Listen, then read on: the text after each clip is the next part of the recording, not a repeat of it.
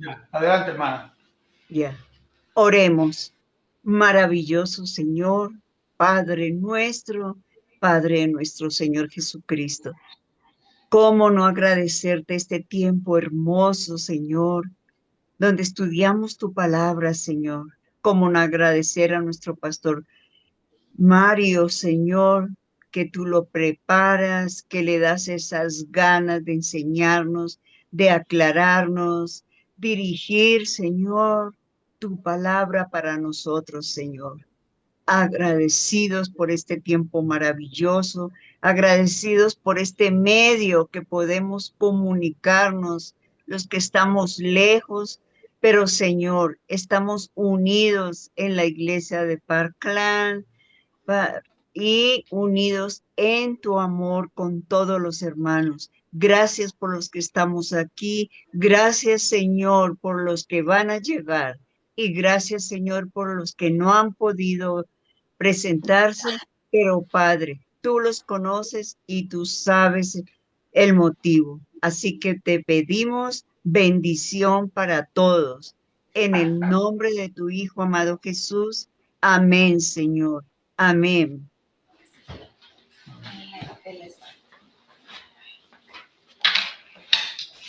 El Señor les bendiga en esta noche. Le damos gracias al Señor porque pudimos llegar y hoy estamos, no sé, un poco transformados, pero estamos aquí y yo creo que nos ven bien, que no hay problema. Saludamos a todos los hermanos que están aquí con nosotros y saludamos a los hermanos que están en las redes sociales. Ya veo a Magnolia con la perra, pero me dijo que su perra era lo más decente que había, que no era como el cantante Hugo del Carril, que su perra no atacaba, así que no vamos a tener problemas que la perra vaya a mordernos, no sale por la pantalla ni nada. Entonces, el Señor le bendiga ahí en las redes sociales y que el Señor le ayude en todo y bueno, estamos conectados. Como anuncio le quería pedir que oraran porque el domingo, Dios mediante, vamos a tener dos bautizos y bueno, siempre es importante esta actividad y después del culto vamos a ir a casa de la hermana Susana y bueno, para que el Señor nos guíe y no haya ningún obstáculo y todas las cosas estén bien. Entonces, bueno, después cuando se ore se incluye eso también, hermana, que está al frente de la oración. Vamos a entonces abrir la palabra donde nos quedamos el martes pasado, en Romanos capítulo 5, y vamos a leer los versículos del 12 hasta el 21. Amén. Dice así la palabra: por tanto, como el pecado entró en el mundo por un hombre y por el pecado la muerte, así la muerte pasó a todos los hombres por cuanto todos pecaron. Pues antes de la ley había pecado en el mundo, pero donde no hay ley no se inculpa de pecado. No obstante, reinó la muerte desde Adán hasta Moisés, aún en los que no pecaron a la manera de la transgresión de Adán, el cual es figura del que había de venir. Pero el don no fue como la transgresión, porque si la transgresión de aquel uno, si por la transgresión de aquel uno murieron los muchos, abundaron mucho más para los muchos la gracia y el don de Dios por la gracia de un hombre, Jesucristo. Y con el don no sucede no como en el caso de aquel uno que pecó, porque ciertamente el juicio vino a causa de un solo pecado para condenación, pero el don vino a causa de muchas transgresiones para justificación. Pues si por la transgresión de uno solo reinó la muerte, mucho más reinará en vida por uno solo, Jesucristo, los que reciben la abundancia de la gracia y del don de la justicia. Así que como por la transgresión de uno vino la condenación a todos los hombres de la misma manera, por la justicia de uno vino a todos los hombres la justificación de vida. Porque así como por la desobediencia de un hombre los muchos fueron constituidos pecadores, así también por la obediencia de uno los muchos serán constituidos justos. Pero la ley se introdujo para que el pecado abundase, mas cuando el pecado abundó, sobreabundó la gracia, para que así como el pecado como el pecado reinó para muerte, así también la gracia reine por la justicia para vida eterna mediante Jesucristo, Señor nuestro. Vamos a orar. Señor, en esta hora te damos gracias por esta oportunidad que nos has permitido llegar. Y gracias, Señor, porque estamos aquí congregados en tu nombre. Tu presencia está aquí. Te ruego que nos des la sabiduría de tu espíritu para poder exponer este estudio y que, Señor, no nos apartemos ni a izquierda ni a derecha de tu palabra ni de tu voluntad. Señor, no tengas en cuenta mi insuficiencia ni mi incapacidad y reprende y ata todo aquello que no está en tu voluntad. Perdona nuestras faltas, perdona nuestros pecados. En el nombre de Jesús. Amén. Bueno, venimos viendo aquí esta carta a los romanos. Siempre le digo que el apóstol Pablo no conocía a la iglesia hasta ese momento, que era una iglesia compuesta por judíos y por gentiles, y que el apóstol Pablo está escribiendo tratando de equilibrar las cosas con respecto a la ley.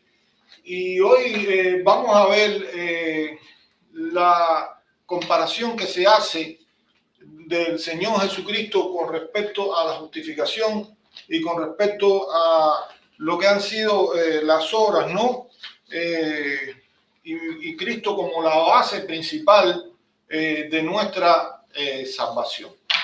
Es decir, que siempre les digo que en muchas ocasiones tenemos que tratar de ver qué se está refiriendo a un grupo y qué se está refiriendo al otro para poder entender mejor la carta, aunque todo nos habla a nosotros como palabra del Señor.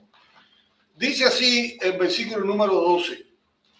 Por tanto, como el pecado entró en el mundo por un hombre y por el pecado la muerte, así la muerte pasó a todos los hombres por cuanto todos pecaron.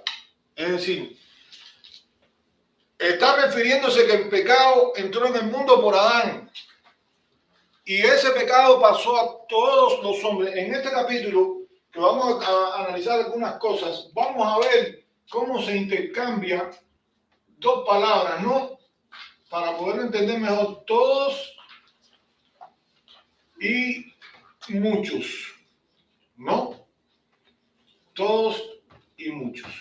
Ya aquí, en este primer versículo, vimos que todos los hombres, como termina diciendo la parte final, por cuanto todos pecaron. ¿Ok? Entonces, no sé si se entiende eso hasta ahí. Porque Adán pecó, el pecado abarcó todo y todos los hombres somos pecadores. ¿Ok? Entonces ahora dice, pues antes de la ley había pecado en el mundo, pues donde no hay ley no se inculpa de pecado. Es decir, el apóstol Pablo está diciendo que antes que la ley viniera ya el pecado existía, pero que la ley, si no hubiera existido, la ley no te declara pecador. La ley es la que te dice que eres pecador. Dice, pero aunque la ley me declara pecador, dice, no obstante, reinó la muerte desde Adán hasta Moisés. ¿Por qué desde Adán hasta Moisés? Porque Adán fue el primero que pecó y entró el pecado por todos los hombres. ¿Y por qué Moisés? Porque la ley le dejaba a Moisés. ¿Ok? Entonces, reinó la muerte desde Adán hasta Moisés. Aún en los que no pecaron a la manera de la transgresión de Adán, el cual es figura de que había de venir. Es decir, aún los que no cometieron el mismo pecado de Adán, que fue el pecado ustedes saben, de la desobediencia, de comer del árbol, del bien y del mal, dice la palabra que aunque yo no comí el árbol del bien y del mal, yo también fui contaminado, dice, a la manera de la transgresión de Adán, el cual es figura del que había de venir. ¿Quién es el que había de venir? Jesucristo. Entonces, si ustedes quieren, vamos a buscar dos pasajes ahí. 1 Corintios 15, 22 y 1 Corintios 15, 45. A ver qué nos dice la palabra del Señor. 1 Corintios, ¿qué pasa? 15, 22 y 15, 45. 15, 22. Dice la palabra del Señor. Porque así como en Adán todos mueren, también en Cristo todos serán vivificados. ¿Se entiende eso? En Adán todos mueren, la muerte entró por Adán, la vida viene por Cristo. ¿Qué dice el 45? Así también está escrito, fue hecho el primer hombre Adán, alma viviente, el postrer Adán, espíritu vivificante. ¿Quién es el postrer Adán? Jesucristo. ¿Ok? Es decir, que había de venir, lo está representando así el Señor a través del apóstol Pablo, alguien que lo representa así como el postrer Adán, el cual es Jesucristo, el cual es espíritu vivificante, ya no alma viviente, ya no alguien que se le sopló en el aliento de vida, no, ya ahora no es alma viviente, ahora es la vida en sí mismo, porque es espíritu vivificante. Como dice la palabra en Juan, en él estaba la vida y la vida era la luz de los hombres. Entonces, hasta ahí estamos viendo que todos los hombres pecaron y que aunque la ley me declara culpable, había muerte antes de la ley ya, porque veníamos arrastrando el pecado y todo miraba hacia un punto, el cual es Jesucristo. Ya hemos visto, que no vamos a verlo ahora, que automáticamente que el hombre peca, Dios le da la promesa de la redención en Génesis capítulo 3, versículo 15. Estamos bien ahí, ¿no? Ahora, vamos al otro punto. Dice, pero el don no fue como la transgresión. El don, hermano, aquí se está refiriendo a Cristo. Se está refiriendo al regalo, ¿no? No se está refiriendo, por ejemplo, en otra parte de la Biblia habla de dones, dones espirituales, etcétera, pero en este caso se refiere al segundo Adán, a Cristo que habría de venir. Pues el don no fue como la transgresión, porque si por la transgresión de aquel uno murieron los muchos, fíjate que aquí ya no dice todos, aquí se empieza a intercambiar esta palabra, lo que les dije al principio. Murieron los muchos, abundaron mucho más para los muchos la gracia y el don de Dios por la gracia de un hombre, Jesucristo. Es decir, dice de nuevo la palabra de Dios, porque si por la transgresión de uno murieron todos, murieron los muchos, abundaron mucho más para los muchos la gracia y el regalo de Dios, no, el don de Dios, es decir, por la gracia de un hombre, Jesucristo. Ya hemos visto también, no vamos a detenernos aquí, lo que, déjame poner el teléfono para yo viendo la hora, ¿no? Lo que significa la palabra gracia como un favor inmerecido, nadie se merecía, y ya hemos visto desde el estudio anterior que éramos enemigos de Dios, que Dios muestra su amor para con nosotros, que siendo aún pecadores, Cristo murió por nosotros. Ahora, sigue diciendo este texto. Y con el don no sucede como en el caso de aquel uno que pecó, refiriéndose a Adán. Dice, porque ciertamente el juicio vino a causa de un solo pecado para condenación. Un solo pecado trajo la condenación de todos. Pero ahora dice, pero el don vino a causa de muchas transgresiones para justificación. ¿Qué quiere decir con esto? Adán cometió un pecado, pero el pecado se fue proliferando. ¿Bien? Es decir, Adán no mató. Adán comió del árbol del bien y del mal. pero después vemos que producto del pecado, Caín mató a Abel, por poner un ejemplo. Y así, el robo, no sé, la fornicación, el adulterio, todo lo que usted quiera, los pecados fueron ampliándose y ya no hubo uno. Hubo un solo pecado que introdujo y contaminó a todos los seres humanos, pero los seres humanos se fueron contaminando y fueron llenándose de más transgresiones. Entonces, pero dice que este don de Dios vino para justificación. Pues, si por la transgresión de uno solo reinó la muerte, mucho más reinará en vida por uno solo, Jesucristo, los que reciben la abundancia. Los que reciben la abundancia de la gracia y del don de la justicia. Es decir, ahora, si por la transgresión de uno, ¿no? Déjame ver, porque si por la transgresión de uno solo reinó la muerte, mucho más reinarán en vida por uno solo, por Jesucristo, los que reciben la abundancia de la gracia y del don de la justicia. Así como el pecado reinó por uno, los que reciben la gracia y la justicia van a ser justificados, van a ser perdonados y reinarán en eso. Ahora, así que como por la transgresión de uno, y ahora voy a resumir todo esto, voy a poner algo ahí en la pizarra, ¿no? Porque todo esto va por el mismo lugar, ¿no? Dice, así que como por la transgresión de uno vino la condenación a todos los hombres, aquí vuelve a usar la palabra todos, ¿no? A todos los hombres. Entonces, déjame ver en qué versículo estoy.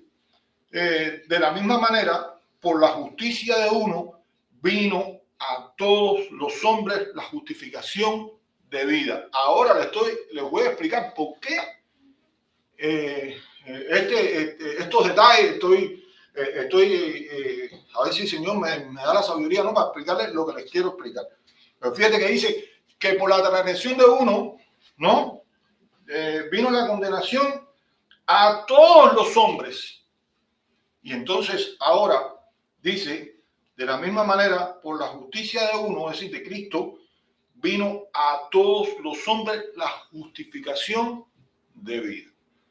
Sí, todos, o todos pecaron o no todos pecaron. Entonces aquí está explicando bien todos y todos. Porque así como por la desobediencia de un hombre, los muchos fueron constituidos pecadores. Ahora vuelve a intercambiar a muchos, pero muchos equivale a todos, porque a todos pecaron, ¿no? Muchos fueron constituidos pecadores. Así también por la obediencia de uno, los muchos serán constituidos justos. Hermanos, miren, hay algo que nosotros vamos a ver, ya lo estamos viendo aquí, y lo vamos a ver en capítulos posteriores. Y es el debate eterno entre los cristianos con respecto a dos doctrinas teológicas, en la cual yo se las voy a poner en un diagramita. Yo no soy un especialista en eso, pero yo se las voy a poner en un diagramita en la pizarra, y al final que el Espíritu Santo les guíe a ustedes a lo que el Señor quiera. Yo le voy a decir lo que yo pienso, porque si no yo sería un cobarde, ¿no? Pero sí, al final, porque quiero decirle algo. Primero, desde el punto de vista personal, cuando uno escapa de una dictadura como la que yo viví, yo creo que lo último que yo quisiera en el mundo, en la vida, es ser un dictador.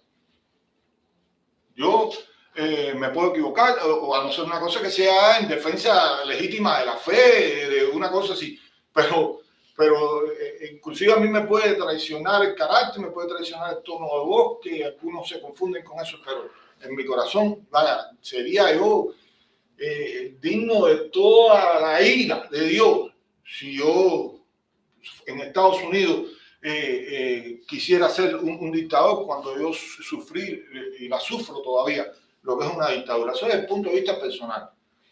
Ahora, desde el punto de vista espiritual, yo hace mucho tiempo le prometí al Señor, y si se lo prometí, yo quisiera que el Señor me ayudara a cumplirlo, ¿no?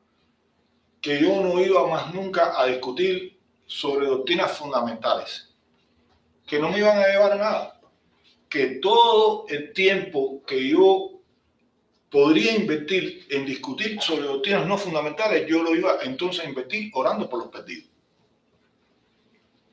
Yo en un pasado participé en muchos debates que quiero decirles me dieron mucha claridad para lo poquito que les puedo explicar hoy.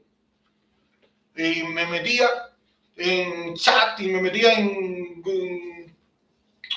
website y cosas de esas, y por supuesto me atacaban y yo atacaba, yo defendía mi posición y entonces yo hacía así y le ponía un versículo y decía, ahora sí lo maté, y después me ponían otro versículo. A mí esa gente decía, ahora sí, y estuvimos un tiempo, y yo le agradezco mucho a mi esposa Melky, que un día ella me dijo, tú no estás haciendo bien, porque estás cogiendo la palabra del Señor para contienda. Y Dios no te llamó a ti a eso, Dios te llamó a predicar el Evangelio. Y al principio medio que me resistí, pero después el Señor me convenció y dije, ¿verdad que sí?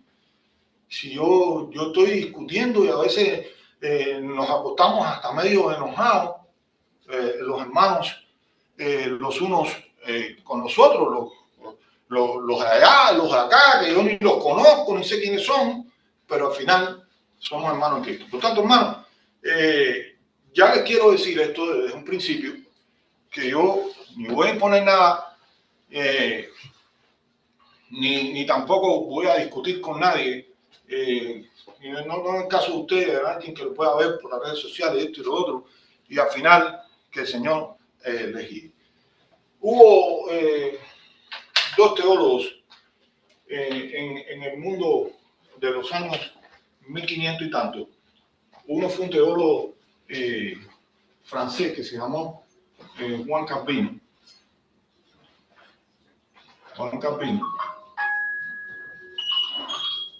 Y el otro fue un teólogo holandés que se llamó Jacobo Arminio. Ok. Arminio. Estos dos hombres, quiero decirle, para decir la verdad, Arminio fue un admirador de Calvino y ellos nunca se enfrentaron.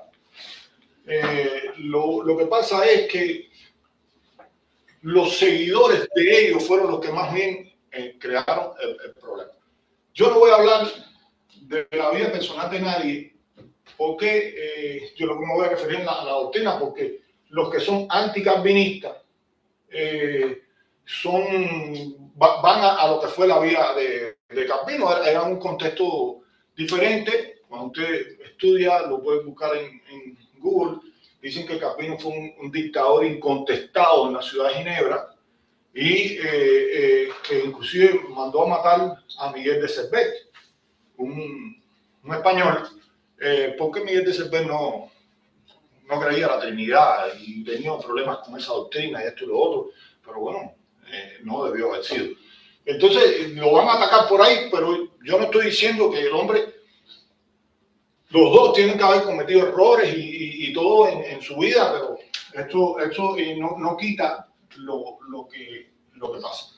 Es decir, más o menos para explicarles, después que Lutero hace la reforma, ustedes saben lo que es contra la Iglesia Católica y todo eso, el que levanta bien estos problemas de la reforma verdaderamente es Calvino. Entonces, después que los dos mueren, en el año 1618 y 1619, ocurre una cosa que se llama el sínodo de Dort. ¿no? Esto es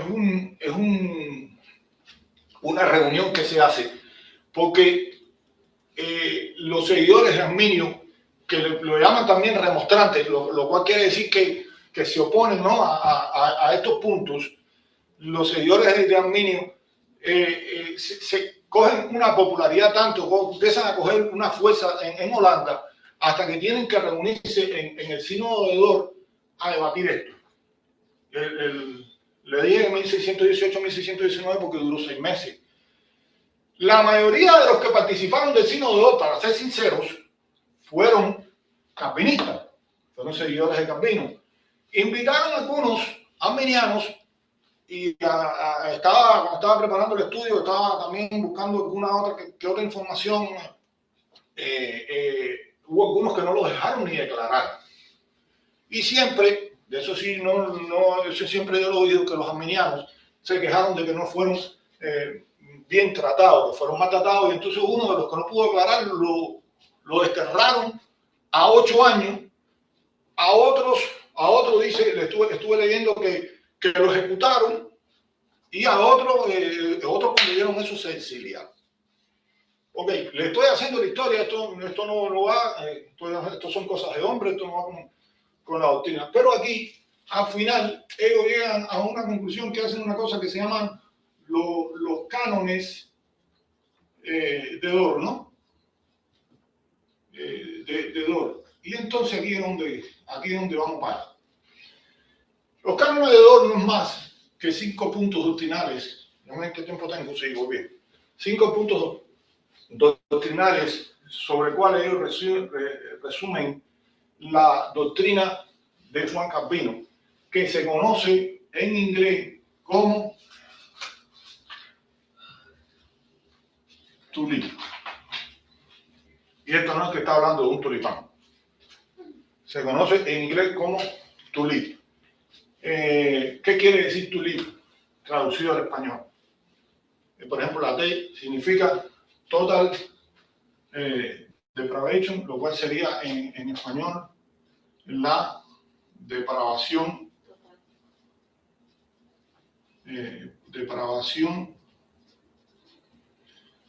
total. Yo espero que esto no lo tenga que volver a pintar yo en la pizarra, pero bueno, para que usted tenga una idea.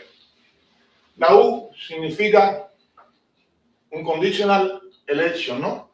Que sería en español elección incondicional. Ahora yo más o menos le voy a explicar qué quiere decir cada cosa de esta, ¿no?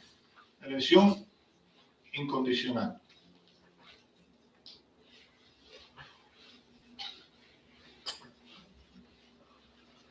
Bueno, a lo mejor ojalá me salga bien esto. Muchos que no se quieren meter en esto, el Señor me ha dado valor para meterme en esto. La L, que quiere decir limit expiation, ¿no? O atonement, que quiere decir en español expiación limitada.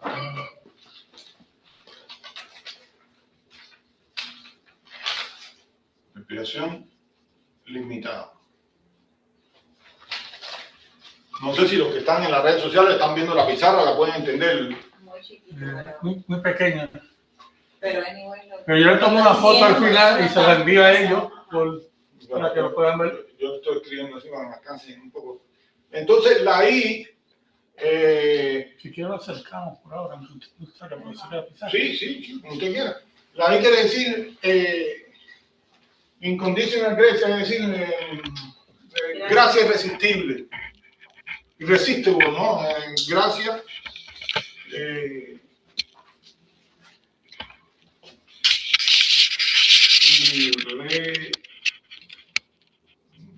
Yo soy de letra chiquita. Irresistible. Y la P,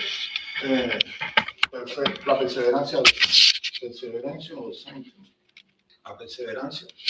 Yo no sé pronunciar muy bien en inglés. Perseverancia. pero no está diciendo Pero De los santos.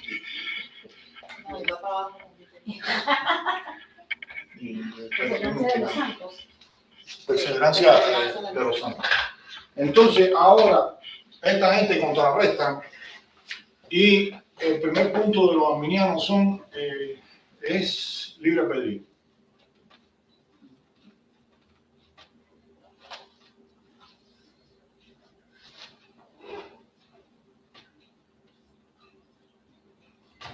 El segundo punto de ello es elección condicional.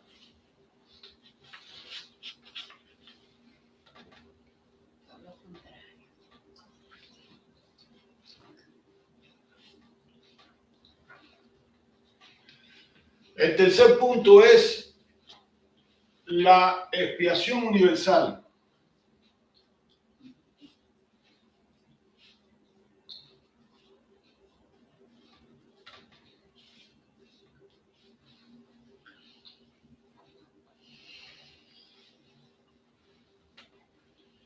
El cuarto es gracia irresistible, ¿no?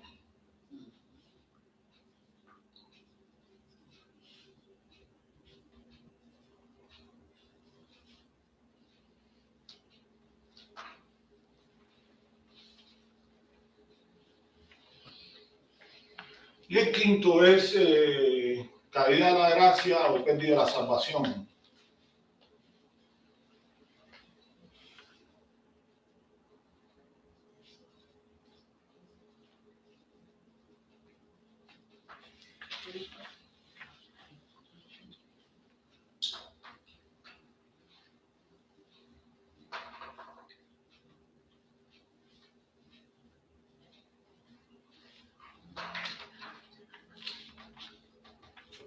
Ok. Pastor, lo primero que puso en qué fue. Aquí, Abajo, el 5. caída de la gracia o pérdida de la salvación. ¿Se entiende esto? Bueno, aquí yo me quedé más recto, aquí me fui lo más bajo y sin freno. Ahora, No entendí lo de entonces las siglas no van en orden. las siglas son en inglés. En español no creo que a lo mejor lo hay, pero Al traducirlo se pierde. se pierde la sigla. Pero yo se lo pongo por si algún día usted ve un tulipe, no es un tulipán. En doctrina es lo que fueron los 5 puntos de Calvino en inglés. Y de No, esto no es. Este tulipe es solamente para esta. para Yo puse una raya aquí para que pudieran ver la diferencia entre uno y el otro. Déjame tratar de explicar qué quiere decir cada punto. Los cristianos se han dividido durante 2000 años por una doctrina de hombres que es esta. En lo que entramos en lo que se llama doctrina no fundamental, porque los que defienden esto, todos son cristianos. Bueno, tú puedes defender una cosa y no ser cristiano, pero bueno, lo que te quiero decir, cada vez que tú eres convertido, tú puedes afiliarte a un lado o al otro, o quedarte neutro, o quedarte como tú quieras. ¿Qué quiere decir la depravación total? La depravación total quiere decir que una vez que el hombre pecó, cae en un estado de pecado tan depravado que no puede decidir por sí mismo, que es por lo que va a hacer con su vida para elegir el pie. Por tanto, el punto de vista calvinista, el punto de vista calvinista entiende que el hombre, el único que tuvo libre albedrío fue Adán, y que ya el hombre, bueno, estoy diciendo lo que he leído y lo que he visto en foros, ¿no? Que el hombre ya no tiene libre albedrío, no tiene cómo elegir. Entonces, todo esto como que se va uniendo como eslabones, ¿no? Porque si deslía una de la otra, aunque hay quien la deslía de la otra. Hay quien lo llaman, hay personas que lo llaman calvinistas de 4 puntos, es difícil también. Y he visto también debate entre calvinistas de 4 puntos y los de 5 puntos, y los de 5 puntos dicen que son unos híbridos, que no son legítimos, que son herejes, que esto es, ya tú sabes, esto es candela. Ahora, ¿qué quiere decir la elección incondicional? ¿Y cómo me dio el tiempo? Quiere decir la elección incondicional Quiere decir que Dios desde antes de la fundación del mundo eligió a quien Él quería salvar sin condición ninguna, sin que interviniera ni la fe ni mérito alguno del hombre. Es decir, eso es lo que quiere decir esa doctrina. ¿Qué quiere decir la expiación limitada? Que es la más criticada, es la más atacada contra el calvinismo. Que Cristo, antes de la fundación del mundo, solamente murió por los escogidos. No murió por todo el mundo. Entonces, particularmente, hermano, yo le digo con el mayor respeto, porque tengo amigos en las dos posiciones, muy buenos amigos en las dos posiciones, pero con el mayor respeto de mis amigos, el que sea, en esta, yo no voy. ¿Por qué razón? Porque si una persona, si Cristo no murió por mí, yo no tengo oportunidad de salvarme. Entonces el día que yo llegue al cielo, claro, los calvinistas dicen, yo no tengo nada que reclamarle a Dios, sí es cierto, pero el día que yo llegue al cielo le dije, Señor, me puse fatal, porque antes de yo nacer, antes de tú crear el mundo, ya tú me desechaste, ya tú me mandaste por una condenación eterna. Por una parte.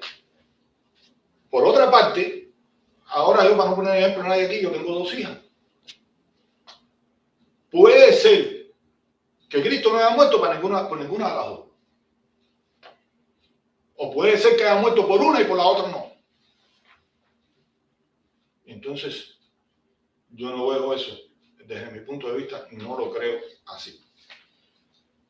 Esta doctrina ha llegado al punto tal de que yo después lo he descubierto con el tiempo, me he quedado asombrado al punto tal de creer ellos de que si un niño muere, no le garantizan el cielo. Siempre se ha enseñado que de los niños del reino de los cielos, lo dijo el Señor Jesucristo. Y nosotros no bautizamos niños porque él no tiene conciencia de pecado, es pecador, pero no tiene conciencia de pecado. Entonces, como no tiene conciencia de pecado, pero ¿qué es lo que quiere decir esto? Que si el niño muere, pero Dios no había muerto por él antes de la fundación del mundo, va para el infierno. Y entonces ya llega a un punto donde tú no puedes decidir, ¿no? Quién va o quién no va, ¿no? Ni los niños. Y por otra parte, yo creo que esto es una doctrina con el mayor respeto, que es un golpe contra la Gran Comisión. La Gran Comisión es ir por todo el mundo y predicar el Evangelio contra el movimiento misionero cristiano. Porque, hermano, si yo creyera esto, a mí no es que me mueva de los Estados Unidos. Usted sabe lo que es cuando el país más poderoso del mundo era Inglaterra. David Livingstone salía de Inglaterra al África. Se le murió la familia, la malaria y todo eso para evangelizar el África. Yo no voy a evangelizar a nadie con el mayor respeto. Si el que se va a salvar, se va a salvar. Y el que no se va a salvar, no se va a salvar. Cuando usted estudia la biografía de William Carey de zapatero de Inglaterra salió para la India. Y en el viaje, ya en el trayecto, ya tuvieron que tirar al primer hijo al mar que se le murió. Y cuando llegaron a las costas de la India, tuvieron que enterrar el segundo que se le murió. Y al poco tiempo, el tercero coge malaria y se le muere. La mujer se vuelve loca. No digo yo si se tenía que volver loca. Y la mujer no quería ni ir en ese viaje. El barco tiene que volver a atracar porque Jonathan Edwards habla con ella, algo así. Y dice que cuando ya el barco está saliendo se ve unos bustos, una mujer con unos bustos y 3 muchachos y el barco tiene que volver a atracar. Y ese hombre tuvo 7 años traduciendo la Biblia en indio para lograr el primer convertido. Lo que pasó, entonces, hermano, si el que se va a salvar, se va a salvar, y el que no se va a salvar, yo no arriesgo mi vida, ni la vida de mi mujer, ni la vida de mi familia, ni nada. Si en definitiva, por mucho me va. Entonces, estos que defienden esta posición dicen, tienes que ir de todas maneras a predicar para los que se pierden. No voy a predicar en ningún lugar, ni me arriesgo mi vida, para que otros vayan para el infierno. Yo voy si yo sé que las personas se van a salvar. Si yo sé, pero si ya en definitiva, me predique o no le predique, están predestinados, esto es lo que la doctrina de predestinación, para ser salvos, no. Entonces yo creo que esto es un golpe. O pueden decir, tienes que predicar porque a lo mejor allí hay uno que está predestinado para salvarse y tiene que oír. Sí, está bien, pero está predestinado para salvarse, pero como está predestinado para salvarse, le predique o no le predique, se va a salvar. Porque ya Pero, pastor, pero desde otro punto de vista, aparte personal, si estoy predestinado, me voy a salvar, no importa qué, o no me voy a salvar, no importa qué, ¿por qué yo tengo que ser una buena persona? ¿Por qué no me pongo a robar y vivo bien, y hago trampa y vicio y todo? Si no hace diferencia. No, porque el problema es que ellos te dicen que si tú estás predestinado para ser salvo, el Señor te va a atrapar, que es lo que viene ahora. Gracia irresistible.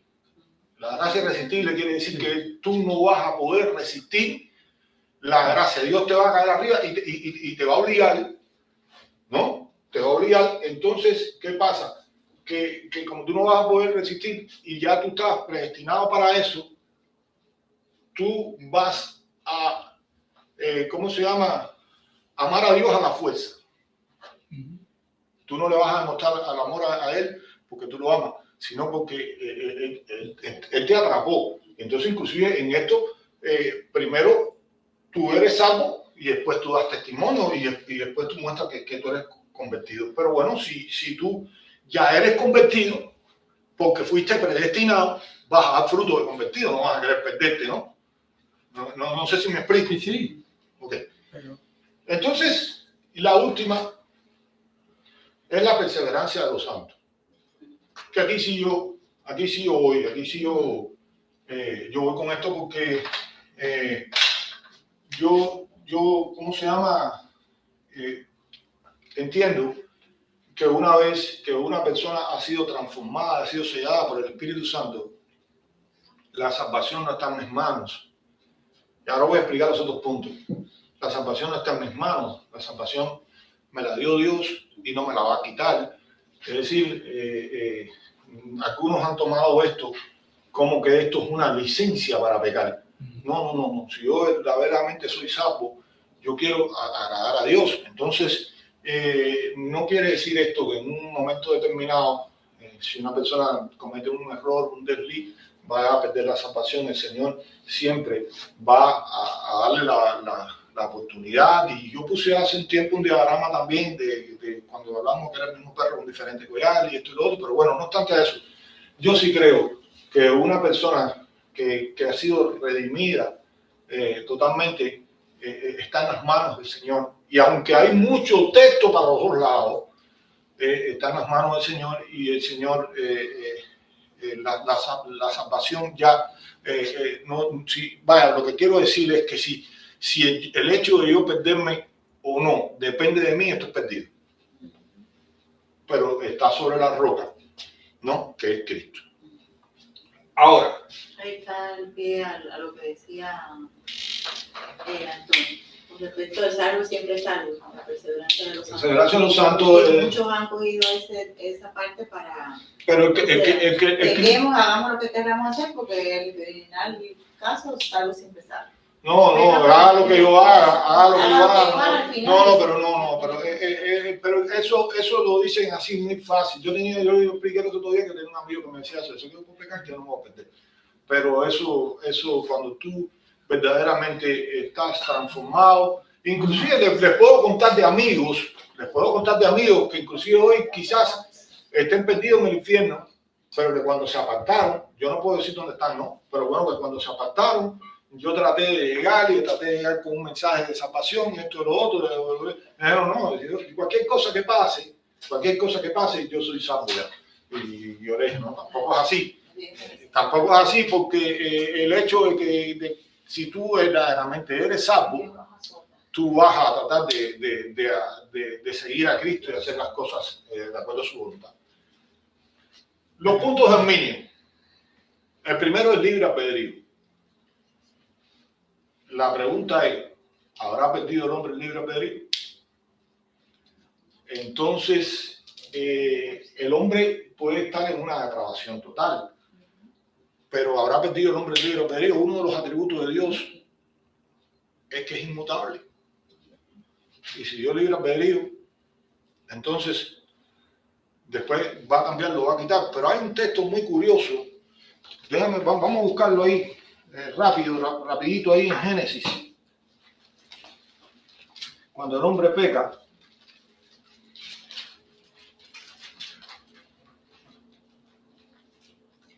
algún hermano que me lea Génesis 3, del 22 al 24, rapidito ahí. Y ya tengo que acelerar porque me quedan 10 minutos para poder terminar el estudio hoy. Génesis 3, del 22 al 24. Ahí viene el Zoom. Beatriz. Ella, Génesis 3 del 22 al 24 dice, dijo Jehová Dios, he aquí el hombre es como uno de nosotros, sabiendo el bien y el mal. Ahora pues, que no alargue su mano y tome también del árbol de la vida y coma y viva para siempre. Y lo sacó Jehová del huerto del Edén para que labrase la tierra de que fue tomado. Echó pues fuera al hombre y puso al oriente del huerto de Edén querubines y una espada encendida que se revolvía por todos lados para guardar el camino del árbol de la vida. Es decir, el hombre había acabado de pecar ya, pero dice el Señor que el hombre sabe bien y el mal, y ahora pues que no alargue su mano y tome del árbol de la vida y coma y viva para siempre. Es decir, si el hombre perdió el libre albedrío, no podía escoger el bien. Sin embargo, Dios ahí está diciendo que podía extender la mano y coger del árbol de la vida, y entonces lo saca del huerto y manda unos querubines que con una espada empiezan a proteger el árbol de la vida. Por tanto, si el hombre perdió el libre albedrío, los querubines vinieron a pasear a la tierra. Vinieron a dar un tour aquí. ¿Entiendes? Porque no era necesario que cuidaran el camino del árbol de la vida con unas espadas. Entonces, hermano, particularmente, yo creo que el hombre no ha perdido el libre albedrío, que el libre albedrío es la posibilidad de elegir. Que Dios de 100 pasos hizo 100, yo lo creo. Y si lo quiere ver más fácil, de 100 hizo 99, ¿cuál sería el 100? Lo quiere ver los 99, lo quiere ver el 100, que el hombre solamente tiene que decir, acepto o recibo. Sí, sí. Pero de la otra manera, es Dios el que llega y te impone y ya. Entonces, para seguir, a ver si terminamos hoy, elección condicional. Es decir, lo que estamos viendo en este estudio, por eso no podemos sacar, por eso pongo esto, porque lo vamos a ver más adelante, usted elegirá una manera o elegirá otra. Justificados, pues, ¿por qué? Por la fe. Tenemos paz para con Dios por medio de nuestro Señor Jesucristo. Hay que creer, hay que tener fe, hay que abrirle el corazón al Señor. Expiación universal es todo lo contrario, porque de tal manera amó Dios al mundo. Y es lo que yo vengo leyendo aquí. Si por la transgresión de uno pecaron todos los hombres, ahora está diciendo ese mismo versículo para volvérselo a leer aquí, que es el 18, ¿no? Entre otros, porque todos vienen diciendo lo mismo. Así que por la transgresión de uno vino la condenación a todos los hombres. De la misma manera, por la justicia de uno vino a todos los hombres la justificación. Todos los hombres tienen la posibilidad de arrepentirse. No es así. Es decir, porque si aquí decimos que como ellos quieren decir, no son todos, es muchos, que ya les expliqué cómo se intercambian en este pasaje las dos palabras. Entonces, si muchos no son todos, entonces no todos pecaron. Porque dice que la transgresión, muchos transgredieron. Es decir, o comprendo que son todos o comprendo que no son todos, pero si comprendo que no son todos, entonces no todos pecaron y están destituidos de la gloria de Dios. Es una contradicción. Entonces, ¿por qué me puede decir a mí que todos, cuando se refiere a muchos, se refiere a todos, y cuando se refiere a muchos, no se refiere a que todos son justificados? ¿Qué pasa con esto? Que para tú has sido justificado, tú tienes que tener fe, lo cual hace que la muerte de Cristo sea eficaz. Eso no quiere decir que todos los hombres van a ser salvos sin recibir a Cristo como su Salvador. No sé si me explico, pero que tienen la posibilidad, tienen la posibilidad. Tienen la posibilidad. Por eso, en el Areópago de Atenas, y yo tenía un versículo para más adelante, ¿no? Pero si lo podemos encontrar aquí, pero en el Areópago de Atenas nosotros habíamos visto ya que Pablo había dicho que ¿cómo se llama?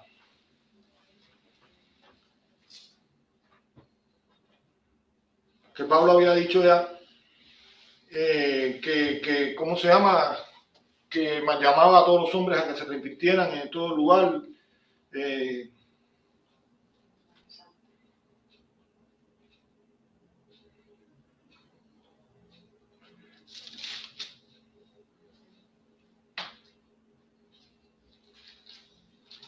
Bueno, es que Timoteo tiene varios textos, pero estaba concentrándome en uno solo. Algún hermano que lea uno solo, porque no nos va a alcanzar el tiempo.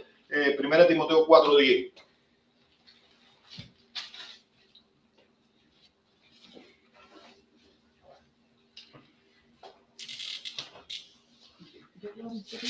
Cuatro Sí, días. adelante. Amén. Que por esto mismo trabajamos y sufrimos oprobios porque esperamos en el Dios viviente, que es el Salvador de todos los hombres, mayormente de los que creen. Es decir, ese pasaje se explica por sí mismo. Eso es tirarse contra ese pasaje. Dice que es el Salvador de todos los hombres, pero hace la explicación de lo que es la eficacia, mayormente de quién, de los que creen. Pero aquí me está diciendo que la creación es universal. De tal manera amó Dios al mundo. Los calvinistas dicen que el mundo no se refiere a todo el mundo, a simplemente los escogidos. Yo creo que no tienen cómo defender mucho eso. Pero bueno, les estoy explicando. Cuarto punto, gracia resistible. Es decir, como yo tengo libre albedrío, yo puedo resistir o no, aceptar o no, un poco. Y el último punto es caída de la gracia o pérdida de la salvación, que yo aquí realmente con el mayor respeto de mis grandes amigos. Mira, yo tengo grandes amigos en los dos lados, pero si yo voy a ser sincero, yo le debo mucho más a los que creen esto que a los que creen esto. Fueron muy buenos conmigo, me ayudaron mucho, me extendieron la mano. Tú no sabes cuánto yo le agradezco, pero bueno, yo realmente en este punto, aunque he tratado siempre de hacer un equilibrio de estas cosas, no lo entiendo así, no lo entiendo así. Pero ¿por qué tú te puedes perder? Porque si tú no perdiste el libre albedrío, tú puedes elegir perderte.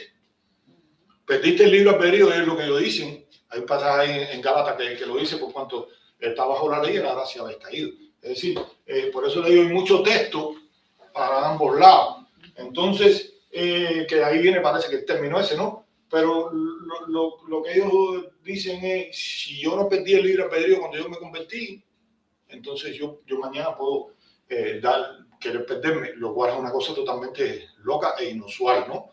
No loca, pero inusual. ¿Quién, después de conocer la salvación y la bendición tan grande que Dios da, va a querer perderse? Eso no. ¿Sabes? Tú puedes ser que seas engañado, tú puedes ser que caigas, tú puedes ser que esto y lo otro, pero Dios está mirando tu corazón. Pero por mí mismo decir: yo me quiero ir para el infierno, eso no lo va a escoger nadie. Después que tiene conocimiento de la verdad, ¿no? Cuando eres mundano y no tienes conocimiento de la verdad, tú sí quieres hacer lo que fuera, ¿entiendes? Porque no tienes, pero después que ya tú tienes la salvación, tú no vas a elegir eso. Es decir, hermano, esto es lo que estamos viendo hasta aquí en Romanos.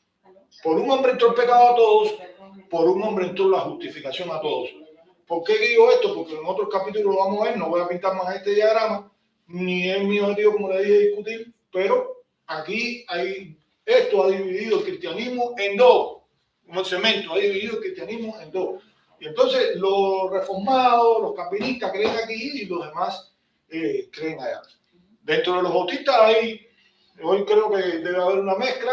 Hay teólogos muy famosos para ambos lados, pero bueno, al menos en la convención que yo me convertí y todo eso, ellos creían en el libre albedrío. Yo no creí. Puede haber un pastor que lo creyera así. Ya te digo, tengo buenos amigos en los dos lados y no voy a quedar bien con nadie. Entonces, Ya ustedes lo tienen ahí, lo vamos a seguir viendo más adelante. Si sacamos un texto fuera de contexto, es decir, no sé, pero cuando lleguemos sobre todo el capítulo 9, que es uno de los más conflictivos, vamos a determinar entonces, o usted determinará si se está refiriendo, o que está hablando de Israel en un término de los gentiles, o si usted quiere creer que no, que entonces Dios simplemente, su expiación fue limitada, murió simplemente por los escogidos y no murió por todos los demás. Por tanto, hermanos, ya le digo, les he puesto más o menos cuál es mi manera de pensar con respecto a eso humildemente, pero usted tiene libertad, porque hay un principio bautista que se llama libertad de conciencia de cada creyente, aunque algunos no quieran hablar mucho para tener un poco más de control sobre las cosas. En cuanto a doctrinas fundamentales, usted entonces decida. Termino este estudio, dice el versículo número 20, pero la ley se introdujo para que el pecado abundase.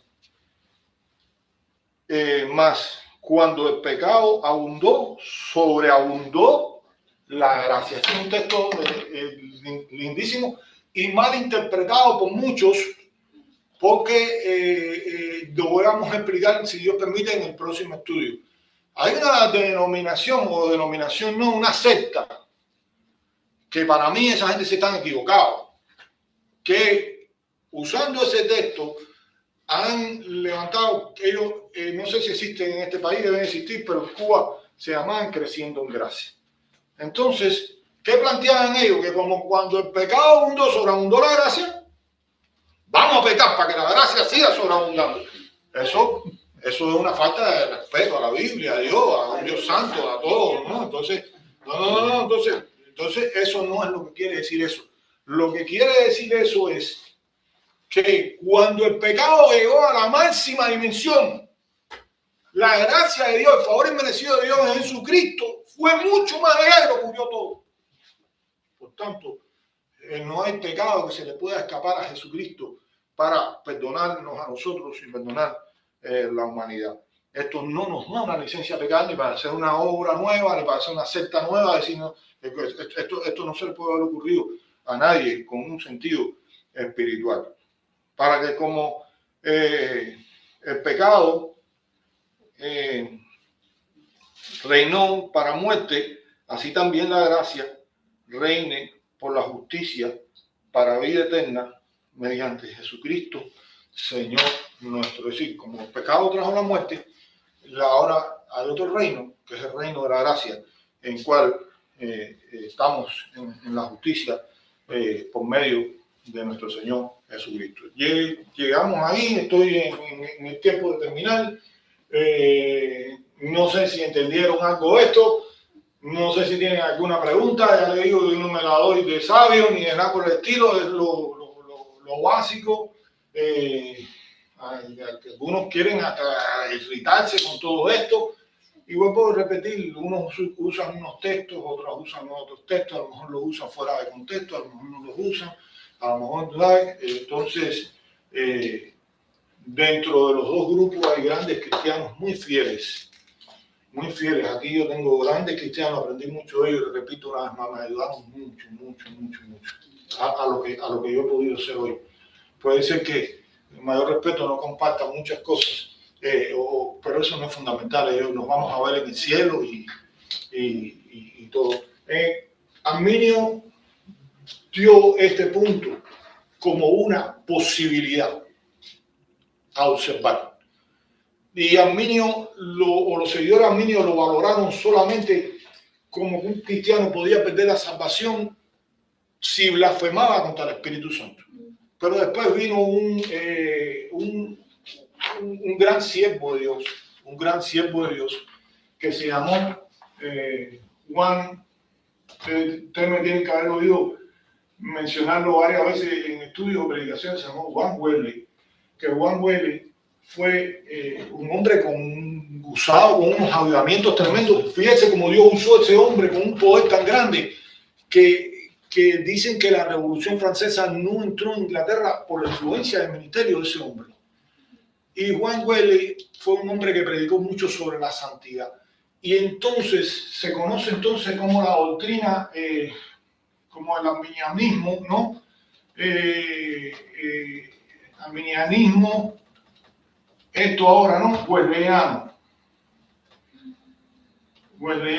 Y entonces Juan Wesley sí apretó más la cosa, que esto no estaba en lo primero, y dijo que se podía perder la salvación por cualquier otro pecado, no solamente por la blasfemia contra el Espíritu Santo. Y entonces, ya le digo, ahí hay puntos por un lado, puntos por el otro, puntos. Lo cierto es que Juan Wesley fue un siervazo de Dios, y él tuvo siempre una contraposición con un gran amigo que se llamó Jorge Weifert, que Jorge Weifert también fue muy usado por Dios, y sin embargo Jorge Weifert abrazó esta doctrina y Juan Wesley abrazó esta doctrina. Los dos fueron grandemente usados. El ministerio quizás yo estoy leyendo ahora precisamente la biografía de Weifert, ¿no? Pero el ministerio quizás de Wesley fue mucho más duradero, pero ellos, no obstante a eso, sus puntos de vista de contrapunteo, ¿cómo se llama? Se respetaban, se amaban. Creo que hubo una vez un alumno de Weifert que le dijo le preguntó, ¿usted cree que le veamos en el cielo a Juan Wesley? Y el Weifert le dijo, no, porque va a estar tan alto, pero tan alto, al lado del Señor, que no nos va a dar la vista para verlo.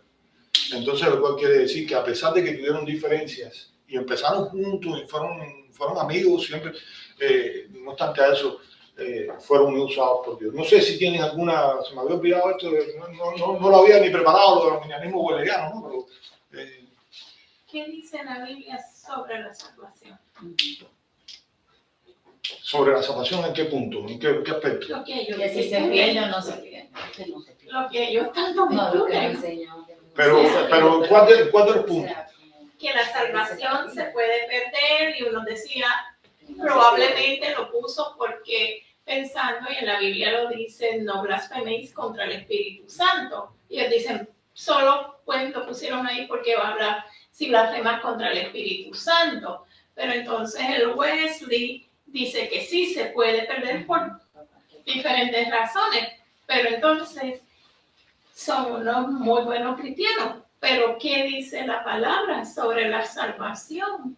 Eso es lo que yo no entiendo. Sobre la pérdida. Discuten tanto. Sobre la pérdida de la salvación. Sobre la salvación. La salvación es para todo aquello que ha recibido a Jesucristo como su Salvador. Porque vamos,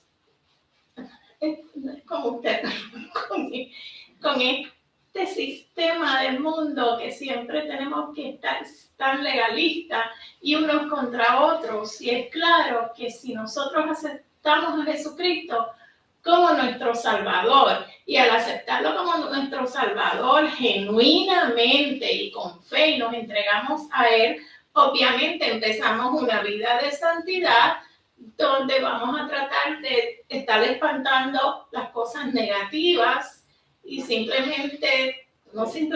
duramente para nosotros, porque hay que batallar la carne, tratar de estar enfocados en el camino del Señor, en la luz que representa a Jesucristo. Eso es lo que dice la Biblia. ¿Por qué se complican tanto? Porque el problema es que, ya le digo, los hombres nos hemos dividido por la doctrina de los hombres. Se basa totalmente en la soberanía de Dios. Es decir, la voluntad de Dios es de salvar al hombre, y entonces en la responsabilidad del hombre. Y los dos términos son bíblicos.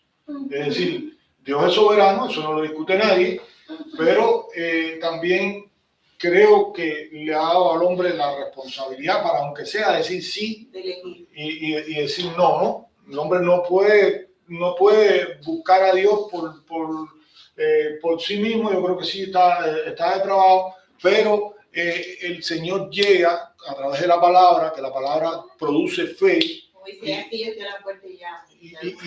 y toca los corazones, y el Espíritu Santo dice que convence de pecado, de justicia y de juicio. Entonces, cuando yo soy convencido por la palabra de Dios, entonces el Señor me llama a arrepentirme, el Señor me llama, y bueno, ahí entonces yo le abro o no le abro el corazón al Señor. Pablo decía en una expresión que si él puede apoyar esto, decía, y no fui rebelde a la visión celestial, cuando el Señor le dijo, ¿por qué me persigues? Y esto y lo otro. Es decir, el Señor se le representó, el Señor le habló, pero también él obedeció, ¿no? Entonces, ya le digo, es un poco complicado, porque de los dos, lo que pasa es que uno da la soga para un lado y el otro da la soga para el otro, y no quieren ceder. Por eso los otros días que hubo más o menos una conversación aquí, yo traté y trato de buscar un punto de unión. Porque aunque yo no esté de acuerdo con algunos, yo le digo que le debo mucho a estos de aquí. Se lo repito por tercera vez, son mis hermanos y los vamos a ver en el cielo. Y mañana, como le dije ese día, yo no sé si estoy en un campo de concentración y yo me tenga que reunir o con los que creen aquí o con los que creen aquí, pero son mis hermanos igual. Son mis hermanos igual. Entonces, ¿por qué yo lo tengo que repeler o no lo tengo que repeler? Ya, entonces, entender una cosa o entender la otra, bueno, ya es decisión de cada uno de nosotros, inclusive por eso. Pero, pastor, perdone, decisión de cada uno de nosotros, pero ¿cuál es la doctrina de los bautistas? ¿Qué creemos los bautistas? Yo creo que creemos más en esto de Arminio. Están divididos, Estamos divididos, no creen una parte. Sí. Recuerda que siempre estos son doctrinas no fundamentales. Las fundamentales No, pero están basadas en la fe, la salvación, en lo que tenemos. Yo no sé aquí en los Estados Unidos, pero por regla general, claro, hay bautistas particulares, los bautistas particulares, si no me equivoco, son los que creen más para acá, los bautistas generales son los que creen más para allá, te estoy hablando de años atrás. Menos el 5, ¿verdad? La caída. No, los bautistas, los bautistas que creen esto se llaman bautistas libres. Sí, porque La Convención Bautista Voluntaria cree en la perseverancia. ¿Qué quiere decir bautistas libres? Porque los bautistas libres los han acusado de libres porque son liberales. Pero si hay algunos que se pierde, de todas maneras, no es un pecado. No. Mira, todas las denominaciones pentecostales, todas las denominaciones, la mayoría piensan. Puede ser, puede haber excepciones de la regla, pero te digo, por su enfoque, casi todos los metodistas, los nazarenos, la iglesia nazarena, casi todos creen esto. Y lo que le decía a los bautistas libres, no que son liberales, es lo que le llaman aquí Free Will Baptist, que son muy pocos, no tienen la potencia de... Yo lo oí una vez, pero no he oído mucho de eso. Sí, yo me he encontrado iglesias estas, pero ¿por qué son bautistas libres? Porque son bautistas libres albedrío. Pastor, y en la, ¿cómo se llama? El mensaje bautista, que aparece en la base de la iglesia bautista. Yo lo leí, pero no me acuerdo, hace muchos años. ¿Menciona algo sobre ese punto? No, los bautistas por regla general, porque como mismo te digo una cosa, los presbiterianos, ubícalo aquí, cualquier doctrina reformada, cualquier iglesia que te diga yo soy de la iglesia reformada, tumba esto completo y ponlo aquí. ¿Bien? Los luteranos, ahora, por regla general, aunque hoy en la convención, te lo digo porque los conozco y he compartido con ellos, he predicado en iglesia de ellos, lo que pasa es que yo no me meto en problemas de doctrina, cuando me he invitado a predicar en una iglesia calvinista, yo voy a predicar a Cristo y ya, no me voy a meter en problemas, ni yo soy una persona contenciosa, pero por regla general, los bautistas han tenido un ministerio misionero tremendo, hermano. No quiere decir que los calvinistas no lo hayan tenido, porque los presbiterianos han sido misioneros también. Pero por regla general, al menos en mi país, hoy por hoy en Cuba creo que se ha proliferado mucho esto. Quiero decirle una cosa, el calvinismo está cogiendo mucha fuerza. Y en Cuba hubo un movimiento que se levantó y ha habido problemas y cosas y esto y lo otro, pero bueno, si me preguntan por regla general, yo creo que la mayoría de la iglesia bautista es así, cree que la salvación es para todo el mundo, vaya, lo que les quiero decir. Bueno, a lo mejor estoy equivocado, bueno, no creo.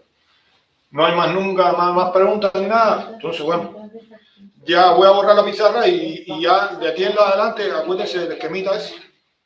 Porque